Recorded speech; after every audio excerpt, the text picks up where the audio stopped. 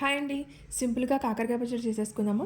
First ఒక గిన్నెలో 40 grams చింతపండు వేసుకొని అదంతా బాగా కడిగేసి, చింతపండు మునిగేంత వరకు వాటర్ ఏసి, కొంచెం బెల్లం కూడా వేసుకొని స్టవ్ మీద కొంచెం వేడవ్వనివ్వండి. ఈలోపు ఒక ఫ్రై పాన్ తీసుకొని అందులో ఆవాలు, మెంతులు, జీలకర్ర ఇవన్నీ హాఫ్ స్పూన్ వేస్తున్నానండి. లో టు మీడియం ఫ్లేమ్‌లో ఫ్రై చేసుకొని మెత్తగా పొడిగొట్టేసుకోండి. ఇప్పుడు ఒక ఫ్రై పాన్ తీసుకొని అందులో ఒక గ్లాస్ ఆయిల్ యాడ్ చేస్తున్నాను. కాకరకాయ ముక్కలు ఇట్లా సన్నగా కట్ చేసుకోండి. లో టు మీడియం ఫ్లేమ్‌లో మంచి కలర్ వచ్చేంత వరకు ఫ్రై చేసుకోండి.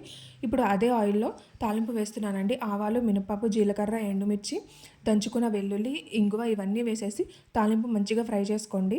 ఇప్పుడు ఈ తాలింపులో మెత్తగా పేస్ట్ చేసి పెట్టుకునే చింతపండు గుజ్జు ఉంది కదండి, ఆ గుజ్జు కూడా వేసేసుకోండి. ఒకసారి అంతా బాగా కలిపేసుకున్న తర్వాత ఒక గిన్నె తీసుకొని అందులో పొడి చేసుకున్న మెంతులు, ఆవాలు ఈ పౌడర్ కూడా వేసుకొని హాఫ్ కప్పు కారం వేస్తున్నానండి. కొంచెం దంచుకున్న వెల్లుల్లి, అలానే పావు కప్పు ఉప్పు కూడా వేస్తున్నాను. ఉప్పు చూసుకొని వేసుకోవచ్చండి. తర్వాత కాకరకాయ ముక్కలు కూడా వేసేసి ఒకసారి అంతా బాగా కలిపేస్తున్నానండి.